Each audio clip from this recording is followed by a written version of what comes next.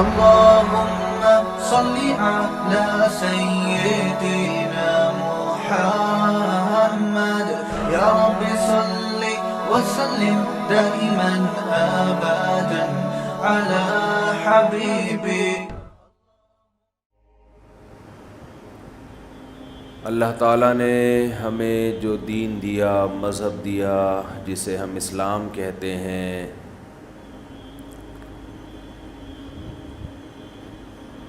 اس نے ہمیں بتایا اپنی کتاب میں کہ اللہ یہ چاہتے ہیں کہ انسان کا اللہ سے تعلق قائم رہے، اللہ سے محبت رہے، اس کو ایک تعلق رہے. اس تعلق کو برقرار رکھنے کے لیے، تعلق کو جوڑنے کے لیے اللہ نے بہت سارے احکام دیے. انسان جب ایک کام روٹین سے کرتا ہے تو وہ کرتے کرتے اس کا عادی ہو جاتا ہے، پھر وہ بھول جاتا ہے کہ میں یہ کام کر کیوں رہا تھا، اس کا مقصد کیا تھا. تو اس کی روٹین پھر تھوڑی سی چینج کروائی جاتی ہے. جب روٹین چینج ہوتی ہے اسے یہ احساس ہوتا ہے کہ پہلے مجھے یہ حکم تھا، اب مجھے یہ حکم ہے. مثال کے طور پر ہمیں حکم ہے کہ ہم ذکر آہستہ آواز سے کریں. اسلام میں ذکر بالجہر کو، اونچی آواز سے ذکر کو پسند نہیں کیا گیا. صحابہ سفر کے دوران اونچی آواز سے ذکر کر رہے تھے تو آپ صلی اللہ علیہ وسلم نے فرمایا تم کسی ایسی ذات کو نہیں پکارتے جو بہرا ہو، وہ تو سنتا ہے. لیکن ہم دیکھتے ہیں کہ بقرعید کے دنوں میں، ایام تشریق میں نمازوں کے بعد بلند آواز سے تکبیر کہلوائی جاتی ہے. اللہ اکبر، اللہ اکبر، لا الہ الا اللہ، اللہ اکبر وللہ الحمد. یہ روٹین سے ہٹ کے، اس سے کیا ہوتا ہے، جیسے ہی تکبیر کی صدائیں گونجتی ہیں ایک دم ہمیں احساس ہوتا ہے یہ کیا ہوئی، یہ کیا ہو رہا ہے. ایسے فوراً توجہ اللہ کی طرف جاتی ہے کہ بھئی اب اللہ نے اس طرح سے ذکر کرنے کا ہمیں حکم دیا ہے. اب اللہ کا حکم یہ ہے. اور یہ تکبیرات ہم فجر کو پڑھتے ہیں اور ایام تشریق میں یعنی 13 ذی الحجہ کی عصر میں جا کے ختم کرتے ہیں. حالانکہ قربانی کے ایام 3 ہیں، تو مسلسل بلند آواز سے ذکر کرتے ہیں. پھر اللہ تعالیٰ نے عبادت کا طریقہ بھی بقرعید کی ایام میں بدل دیا کہ اللہ کو یاد کرنے کا طریقہ یہ ہے کہ جانوروں کے گلے پہ چھری پھیرو. یہ بھی روٹین سے ہٹ کرے. عجیب ہی نوعیت کی عبادت ہے. لوگ جاتے ہیں جانور خریدتے ہیں، اسے لے کے آتے ہیں. غیر مسلم پوچھتے ہیں ابھی تمہیں کیا ہو گیا، ابھی تو اچھے بھلے تھے، تم کیوں بکروں کے گایوں کے پیچھے ہاتھ دھو کے پڑ گئے ہو؟ پورے سال تو ہم نے کبھی نہیں تمہیں ایسا کرتے ہوئے دیکھا. یہ ایک دم سے کیا سیزن آتا ہے اور ہر آدمی گائے لا رہا ہے، بکرے لا رہا ہے، جانور لا رہا ہے، گلیوں میں گھما رہا ہے اور اسے کاٹ کے کھا بھی رہا ہے اور کھلا بھی رہا ہے. غیر مسلم پوچھے گا بھائی یہ کیا ہو گیا، ہم کیا کہیں گے بھائی یہ کس کا حکم ہے؟ اللہ کا. تو یہ اللہ کو یاد کرنے کے اللہ نے بہانے رکھے ہیں. حج میں کیا ہوتا ہے، بالکل ایک الگ نوعیت کی روٹین سے ہٹ کے آپ لاکھوں روپے خرچ کر کے بیت اللہ کی زیارت کے لیے جاتے ہیں، بیت اللہ کا طواف کرتے ہیں، کنکریاں مارتے ہیں. دنیا پوچھتی ہے ابھی کیا ہو گیا بھائی، اتنے روپے خرچ کر کے اس کام کے لیے آئے تھے، یہاں پتھر مارو گے اور اس گھر کا طواف کرو گے، اس پہ اتنا پیسہ خرچ کیا، اس سے کیا مل رہا ہے تمہیں؟ تو ہم جواب میں کیا کہتے ہیں؟ بھائی کس کا حکم ہے؟ اللہ کا۔ رمضان میں ایسے ہی ہوتا ہے، پورے سال ہماری ایک روٹین چلتی ہے، صبح اٹھیں گے، ناشتہ کریں گے، آفس جائیں گے، دوپہر کا کھانا کھائیں گے، پھر کچھ لوگ تھوڑی دیر آرام کرتے ہیں، کچھ نہیں کرتے، پھر چائے کا ٹائم ہے، پھر پان کا ٹائم ہے، پھر گٹکے کا، نسوار کا، سارا دن منہ چلتا ہی رہتا ہے۔ اس کے بعد جناب گھر آئیں گے، پھر رات کا کھانے میں کیا کھانا ہے، کھانا کھانا کھانا کھانا صبح سے لے کے شام تک۔ نارمل روٹین میں 6-7 گھنٹے کوئی انسان کھائے پیے بغیر رہ لے، کچھ بھی نہ کھائے، ایسا کہیں بھی نہیں ہوتا، پوری دنیا میں نہیں ہوتا۔ کچھ نہ کچھ تو انسان چکھ ہی لیتا ہے، بھئی 6 گھنٹے سے کچھ نہیں کھایا، چلو تھوڑی سی چینی اٹھا کے منہ میں رکھ لو، چلو 2 گھونٹ پانی کے ہی پی لو، ایسا ہی ہوتا ہے نا۔ چلو بھائی 2 نوالے، چلو دودھ کے دیگچی سے ڈھکن ہٹا کے 1 چمچ ملائی چاٹ لو۔ ہر آدمی کے الگ طریقے ہیں، کچھ بھی نہیں یار آدھا کپ چائے پی لو، صبح سے چائے نہیں پی لو، کہہ رہے ہوتے ہیں نا۔ لیکن رمضان میں کیسی اللہ تعالیٰ روٹین چینج کراتے ہیں، ایک دم عالم اسلام میں ایک تہلکہ مچتا ہے۔ سحری تقریباً صبح 5 بجے بند ہو رہی ہے، تقریباً، اوپر نیچے، ایسا نہ ہو آپ ساری دنیا میں 5 بجے تک کھاتے رہیں بیٹھ کے، مثال دے رہا ہوں۔ تو 5 بجے کے بعد 6 7 8 9 10 11، دوپہر 11 بجے 6 گھنٹے ہو گئے، آپ نے نہ کچھ کھایا اور نہ پیا۔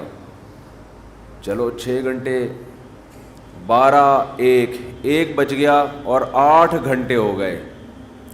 نارمل دنوں میں ایسا نہیں ہوتا کہ 8 گھنٹے تک ایک نوالا بھی آپ نہ چکھیں۔ کوئی غیر مسلم آپ کے ساتھ ہو تو وہ کہے گا شاید اب یہ کھا لے گا کچھ، 8 گھنٹے، 1 بجے تک کتنا ٹائم ہوتا ہے؟ 8 گھنٹے ہو گئے، شاید اب یہ کچھ 2 نوالے کھا لے، کہ وہ آپ کو دیکھ رہا ہے بھائی ابھی بھی نہیں کھا رہی ہے۔ ویسے تو جائیدادیں کھا جاتا تھا، ہے بھائی، جو چیز کھانے کی نہیں بھی ہوتی تھی وہ بھی کھاتا تھا، اور اب پتہ نہیں کیا ہو گیا اس کو۔ 1 بجے کے بعد پھر 2 بجے، 3 4، شام 5 بج گئے اور 12 گھنٹے ہو گئے۔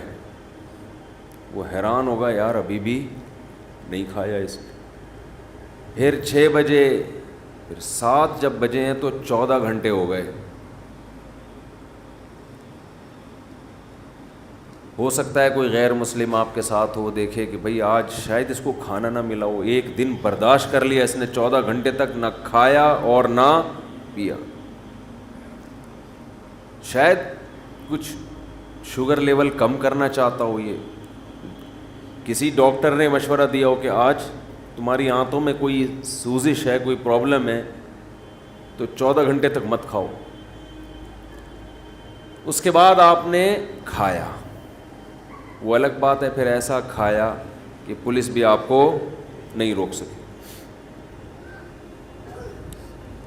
پھر کیا ہوا ہے کہ آپ سارا دن آپ نے روزہ رکھا، اس کے بعد غیر مسلم دیکھے گا کہ شاید اب ان کے مذہب میں نماز کی آج چھٹی ہوگی، کیونکہ انہوں نے نماز سے بڑھ کر محنت والا کام کر لیا ہے۔ لیکن وہ دیکھتا ہے کہ اب یہ عشاء کے بعد اور مزید لمبی لمبی رکعتیں پڑھنا شروع کرتے ہیں، جو پورے سال میں یہ عمل نہیں ہوتا۔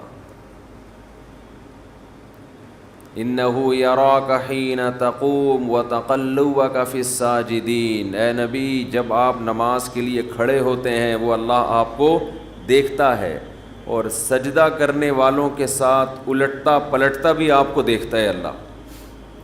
تراویح میں کیسے رکوع میں جا رہے ہیں، پھر قومہ میں جا رہے ہیں، پھر سجدے میں گر رہے ہیں، پھر سجدے سے بیٹھ رہے ہیں، پھر دوبارہ سجدے میں جا رہے ہیں، پھر کھڑے ہو رہے ہیں، پھر دوبارہ رکوع، پھر قومہ، پھر سجدہ، پھر سجدے سے۔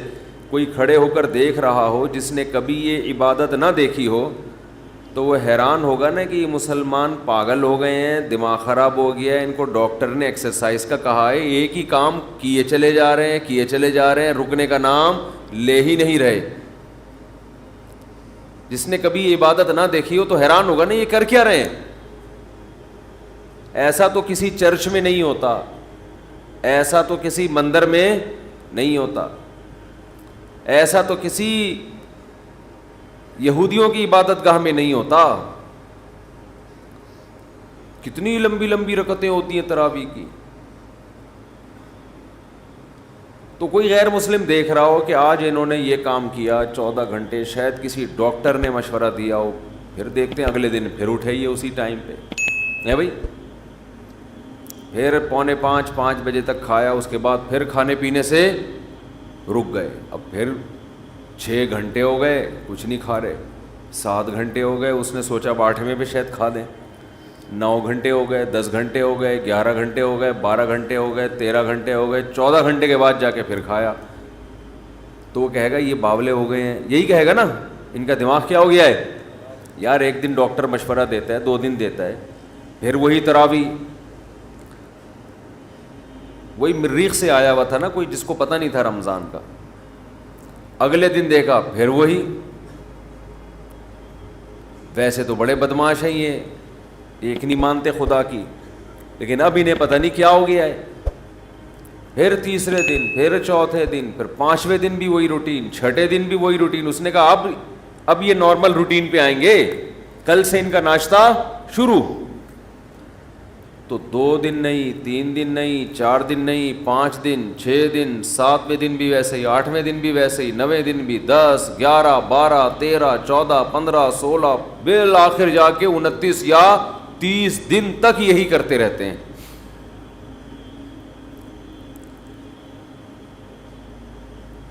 تیس دن کے بعد جا کے اللہ ان کو سہولت دیتا ہے، بھائی اپنی پرانی روٹین پہ واپس آ جاؤ۔ یہ بھی کیا ہے، اللہ اپنے بندوں کو اپنا آپ یاد دلاتا رہتا ہے۔ کوئی ہم سے پوچھے گا تمہیں کیا ہو گیا، اچھے بھلے تم صبح سو کے اٹھتے تھے، ناشتہ کرتے تھے، کوئی صبح صبح نسوار لگا رہا ہے، کوئی صبح صبح پان کی طرف جا رہا ہے، کوئی گٹکے کی طرف جا رہا ہے، کوئی چائے پی رہا ہے، یہ کیا ہو گیا تمہیں؟ تو ہم جواب میں کیا کہتے ہیں، بھائی یہ کیوں کر رہے ہیں ہم، کس کا حکم ہے؟ اللہ کا حکم۔ تو اللہ اپنے آپ کو یاد رکھوانے کے لیے ہم سے یہ کام کرواتا ہے۔ سمجھ میں آ رہی ہے بات کہ نہیں آ رہی ہے؟ اللہ چاہتا ہے کہ میں یاد رہوں تمہیں۔ آپ کہہ سکتے ہیں کہ بھئی ہم نماز پڑھتے تھے پورے سال تو اللہ کو یاد رکھتے تھے نا، فجر بھی پڑھ رہے ہیں، ظہر بھی پڑھ رہے ہیں، عصر بھی، تو بس کافی ہے نا۔ کافی اس لیے نہیں ہے کہ یہ چیز نمازی کے لیے ایک روٹین کی چیز بن جاتی ہے، یہ عادت پڑ جاتی ہے، وہ بھول جاتا ہے۔ وہ سمجھتا ہے کہ جیسے بچے اسکول جاتے ہیں نا، تو بچوں کو تھوڑی پتہ ہوتا ہے میں نے اسکول اس لیے جا رہا ہوں کہ میں سائنسدان بنوں گا، میں ڈاکٹر بنوں گا، میں انجینئر بنوں گا، میں پائلٹ بنوں گا۔ بچے اس کے لیے جا رہے ہوتے ہیں، ایک روٹین، ایک عادت پڑ چکی ہے۔ وہ کہتے ہیں زندگی میں ہم پیدا ہی اس لیے ہوئے ہیں کہ رات کو ہم نے جلدی سونا ہے، صبح اٹھنا ہے، ہماری امی نے ہمیں ناشتہ کرا کے دھکا دے کے وین میں بٹھا دینا ہے، پھر وین جائے گی، پھر وہاں ہم اتریں گے، ٹیچر ہمیں پڑھائیں گے، پھر چھٹی ہوگی، پھر وہاں سے گھر آئیں گے، بس۔ تو وہ روٹین کی چیز بن جاتی ہے۔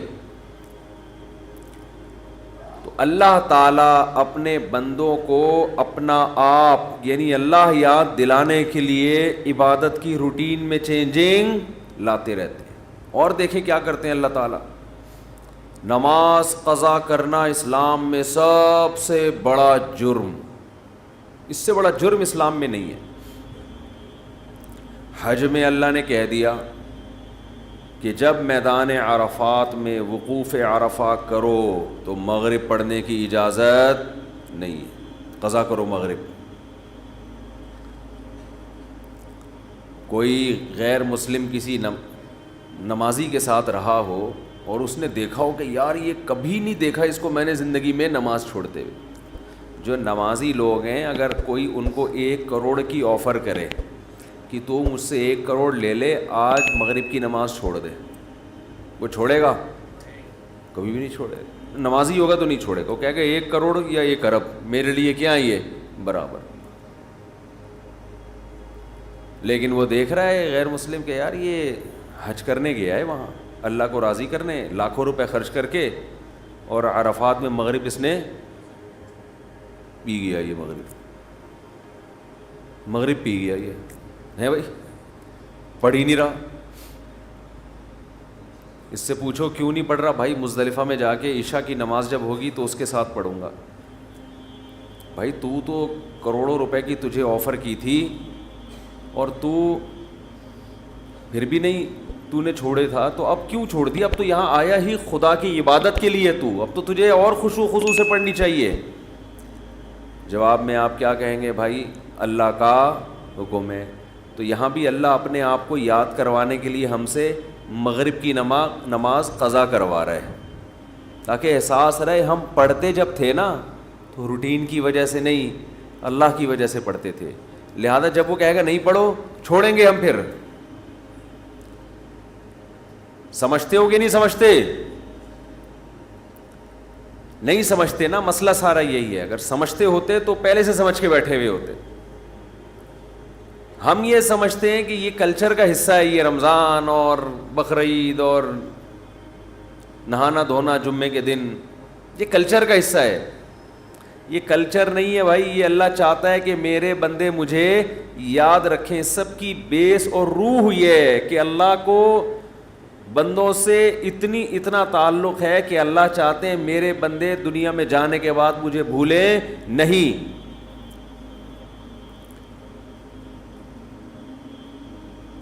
مجھے یاد رکھیں میرے بندے. تو ہر وہ چیز جو آپ کو اللہ یاد کرواتی رہے گی, اللہ کی نظر میں اس چیز کی ویلیو سب سے زیادہ ہے. کون سی چیز ہے جو آپ کو سب سے زیادہ اللہ یاد دلاتی ہے؟ وہ عبادت ہے دعا. سمجھتے ہیں کہ نہیں سمجھتے؟ آج دعاؤں میں زیادہ زور نہیں ہے, یہ بڑا مسئلہ ہے.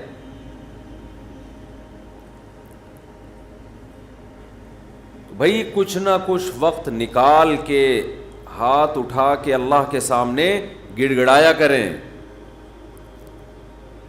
آج ہم لوگوں نے دعائیں مانگنا چھوڑ دی ہیں.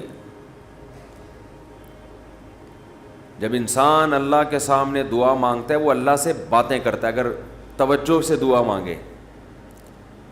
دعا ایسی چیز ہے کہ یہ اللہ اور بندے کا جتنا مضبوط کنیکشن بناتی ہے, اتنا کنیکشن دنیا کی کوئی اور عبادت نہیں بناتی.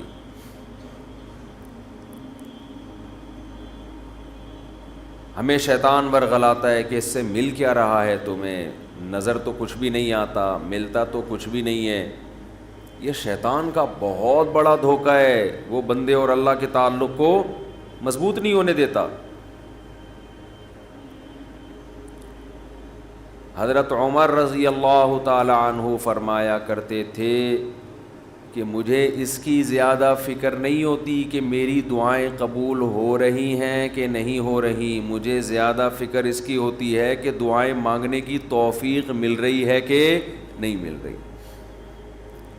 دعائیں مانگنے کی توفیق مل رہی ہے تو اس کا مطلب قبول ہو رہی ہیں. فوکس تو اس کو کرو کہ دعا مانگ رہے ہیں کہ نہیں مانگ رہے. یہ کیسے ہو سکتا ہے کہ اس احکم الحاکمین کے سامنے ہاتھ اٹھاتے ہوں اور وہ خالی ہاتھ واپس کرتا ہو؟ تو آج دعاؤں میں جان ختم ہو گئی, دعائیں مانگنا چھوڑ دی.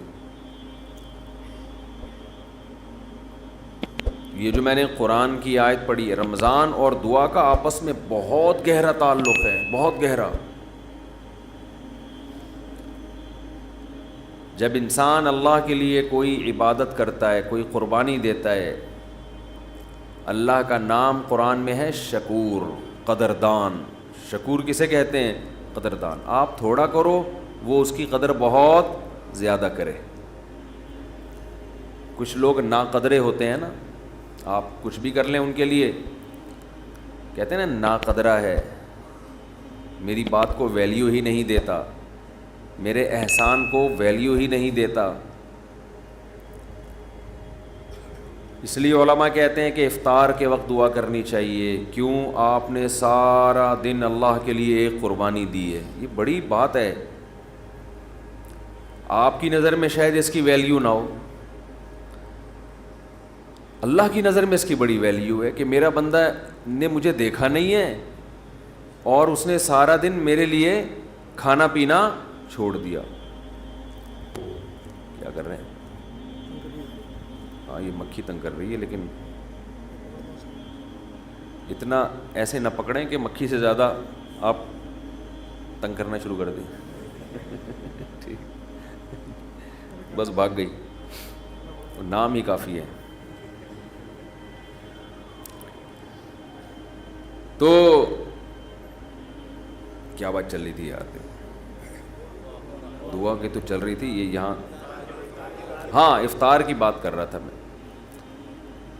تو ہم اس کو شاید ہلکا سمجھتے ہوں, لیکن اللہ کی نظر میں یہ ہلکا عمل نہیں ہے. اللہ کہتے ہیں مجھ پر ایمان رکھتے ہیں, مجھے مانتے ہیں. اگر اللہ کو نہ مانتے ہوتے تو کوئی کسی کے کہنے پر کھانا پینا, آج کل تو لوگ ڈاکٹروں کے کہنے پہ نہیں چھوڑ رہے.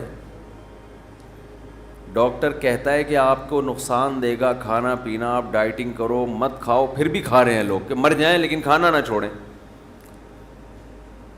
یہ کتنی بڑی اللہ کی رحمت ہے. اللہ تعالیٰ پورے رمضان میں ہم سے کھانا پینا چھڑوا دیتے ہیں, توفیق دے دیتے ہیں. تو میرے اور آپ کے دل میں شاید قدر نہ ہو, لیکن اللہ تو قدردان ہے, وہ اس عمل کی بہت زیادہ قدر کرتا ہے. اس لیے کہتے ہیں کہ افطار کے وقت دعائیں قبول ہوتی ہیں. تضرع کا وقت ہے, عاجزی کا وقت ہے. تو دعائیں خوب کثرت سے کیا کریں.